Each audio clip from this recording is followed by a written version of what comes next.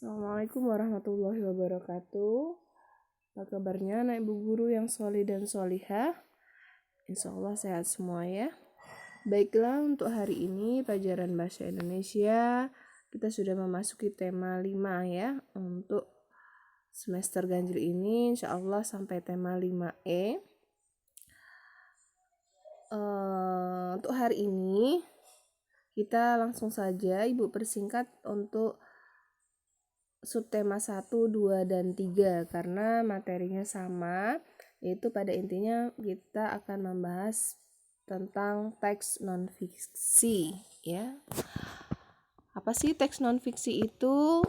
Ya, kita simak penjelasan yang akan Ibu jelaskan pada slide berikutnya. Nah, sebelum mengetahui teks non-fiksi, kita harus mengetahui dulu apa itu teks fiksi. Teks fiksi adalah kisah atau cerita yang dibuat berdasarkan khayalan atau imajinasi dari pengarang dan tidak terjadi di dunia nyata.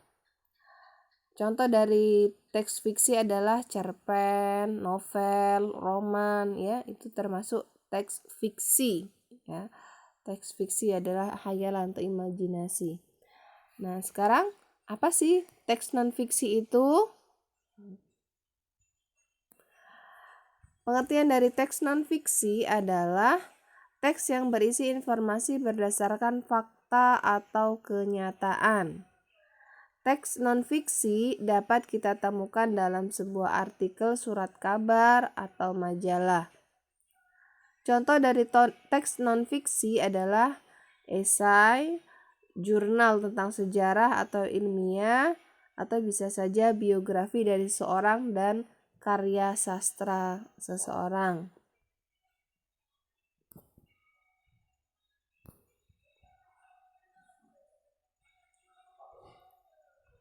Nah, untuk selanjutnya yaitu bagaimana cara menjelaskan informasi penting dalam teks. Pada teks non-fiksi dapat dipahami dengan isinya jika kita dapat menggali informasi tersebut. Kemudian, untuk menggali informasi teks non-fiksi, kita harus membaca dengan seksama dari teks tersebut. Setelah itu, yaitu menjawab pertanyaan berdasarkan teks yang sudah dibaca ya. Jadi dalam menjelaskan informasi penting dalam teks non-fiksi itu harus dibaca dulu teksnya, baru kita akan menjawab pertanyaan-pertanyaan yang ada dan berdasarkan teks tersebut.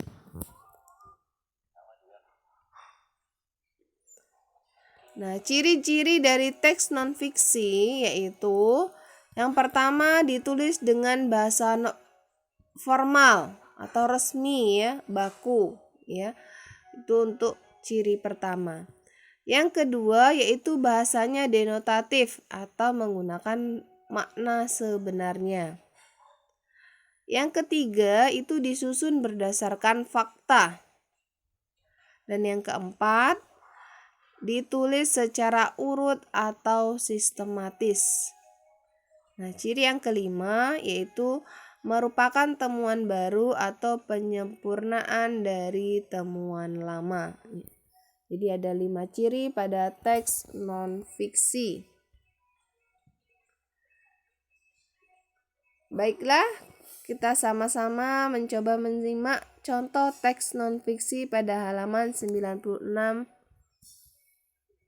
Silakan buka buku kalian. Halaman 96 kita baca sama-sama ya.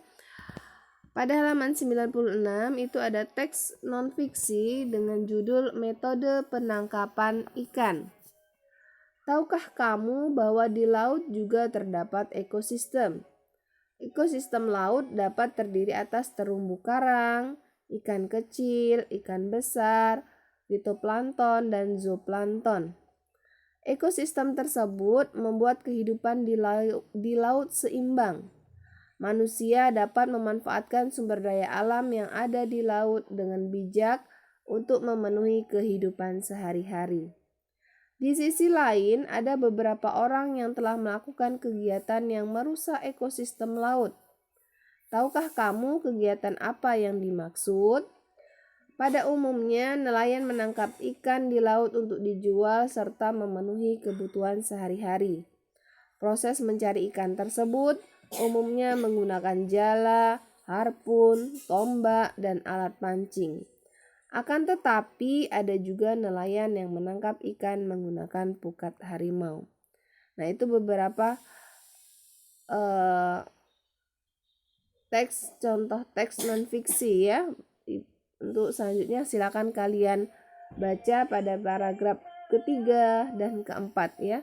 Jangan lupa selalu membaca teks agar bermanfaat bagi kalian dalam melancarkan membaca teks.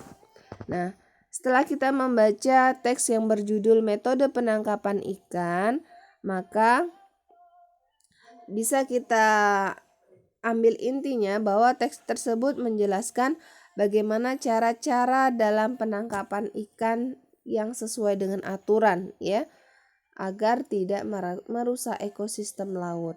Nah, mari kita sama-sama mencoba menjawab pertanyaan berdasarkan teks tersebut, karena kita akan menggali informasi teks non-fiksi yang berjudul Metode Penangkapan Ikan.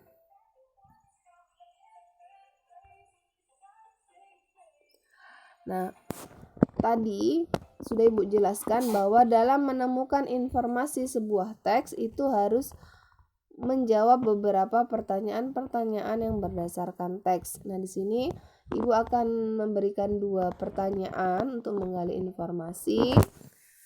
Contoh dari pertanyaan yang pertama yaitu apa isi dari teks tersebut?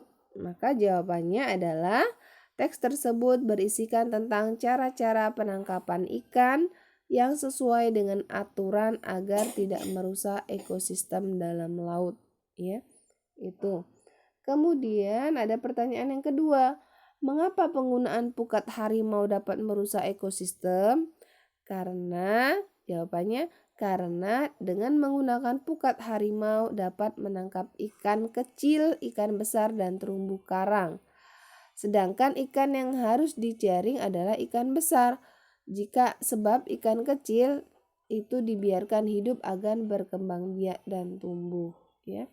Jadi mengapa penangkapan ikan dengan pukat harimau itu tidak diperbolehkan?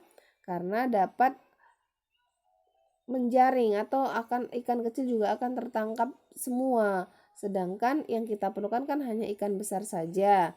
Kalau ikan kecil itu dibiarkan terlebih dahulu biar tumbuh dan berkembang, ya. Itu contoh dari teks non fiksi. Untuk selanjutnya silakan kalian baca-baca buku pada tema 5E ini, dan insya Allah awal Desember atau akhir November ini kita sudah memasuki penilaian akhir semester. Untuk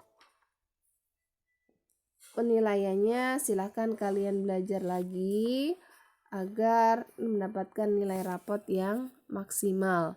Tetap mengerjakan tugas-tugas yang belum dikerjakan sehingga ibu guru kalian bisa memasukkan nilai hariannya ke dalam rapot, ya. Untuk hari ini bahasa Indonesia tidak ada tugas. Silakan baca-baca soal-soal yang ada di buku tema 5E ini dan persiapkan untuk ulangan di awal bulan Desember nanti atau insyaallah akhir bulan November ini, ya. Sekian materi dari Ibu akhiri. Wassalamualaikum warahmatullahi wabarakatuh.